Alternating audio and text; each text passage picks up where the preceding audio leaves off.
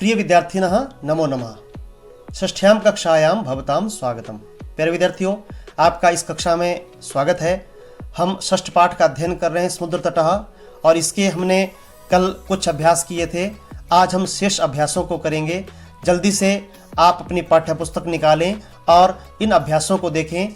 चतुर्थः अभ्यासः यथा योग्यम योजयत। हमें क्या करना है? जो जिसके साथ मिल रहा है उसका मिलान करना है। समुद्र तटः, समुद्र तटः पर्यटनाय। किसके लिए होते हैं समुद्र तट? पर्यटनाय, घूमने के लिए। क्रीडनकम, खिलौना। किस लिए होता है क्रीडनकम? खेलनाय, क्रीडनकम खेलनाय। दुग्धम पोषणाय, दुग्धम किमर्थम भवति? पोषण के लिए होता है, तो दुग्धम पोषणाय, दुग्धम पोषणाय।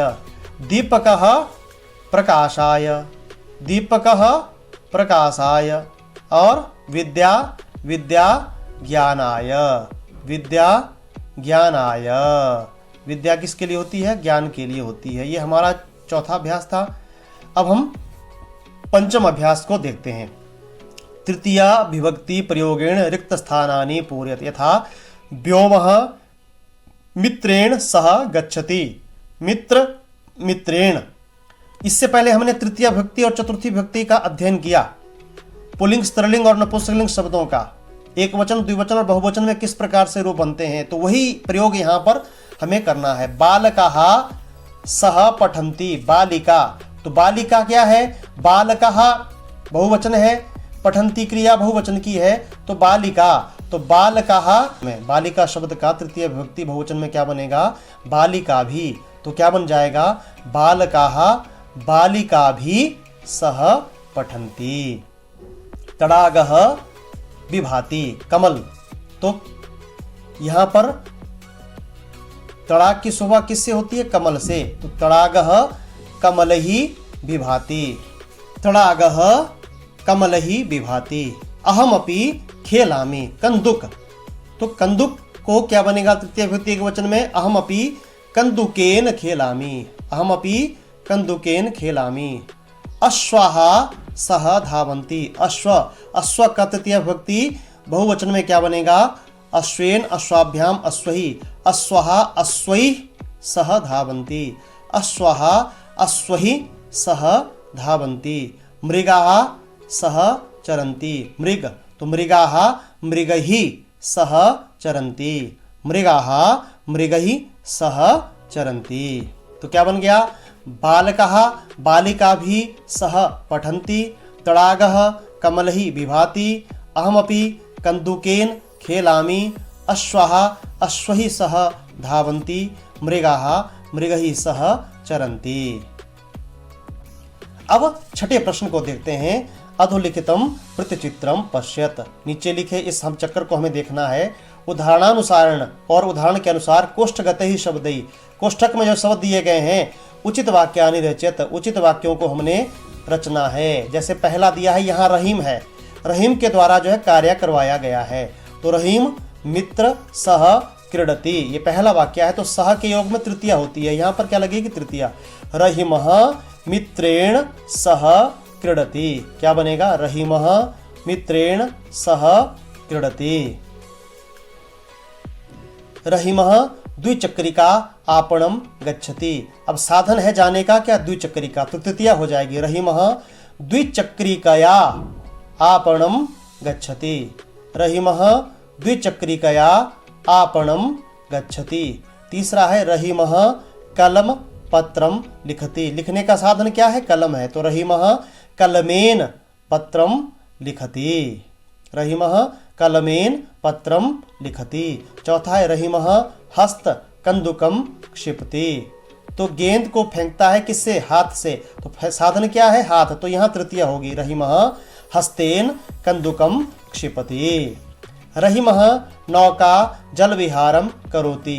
अब जल क्रीड़ा कर रहा है लेकिन किससे? नौका से। तो यहाँ पर क्या हो जाएगा? तृतीय विभक्ति हो जाएगी। तो रहीमः नौकया, क्या बनेगा? नौकया, रहीमः नौकया जल विहारम करोति। छठा है रहीमः चषक जलम पिबति, जल पी रहा है, जलम पिबति। तो केन पिबति? चषकेन, रहीमः चषकेन जलम पिबति। रहिमः तूलिका चित्रम रचयति। चित्रम रचयति, कया रचयति, तूलिका, तूलिकया।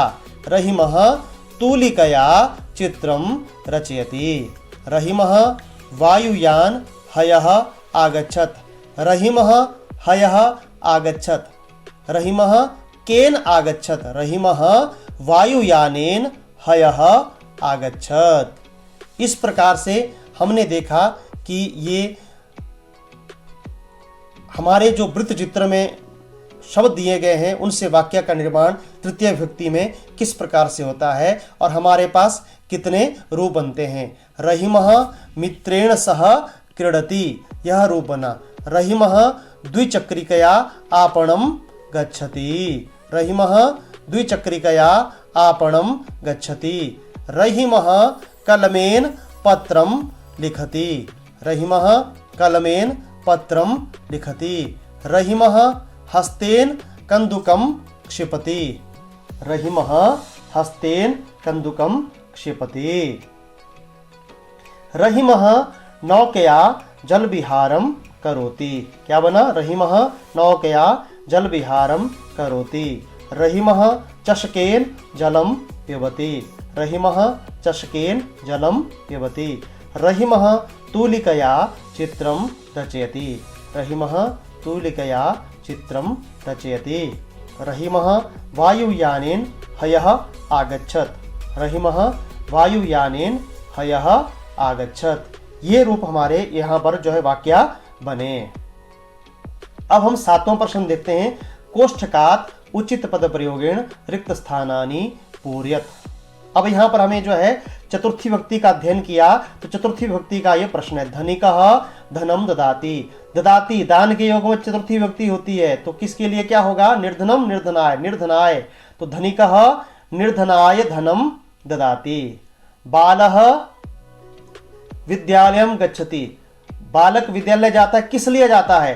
तो पठनाय पठनेन, पठनाय पढ़ने के लिए। बालः पठनाय विद्यालयम गच्छति। बालः पठनाय विद्यालयम गच्छति।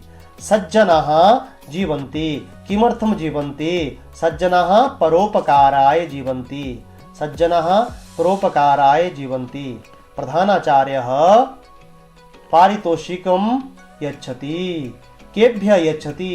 प्रधानाचार्यः छात्रेभ्यः पारितोषिकं यच्छति। नमः शिक्षकाय नमः।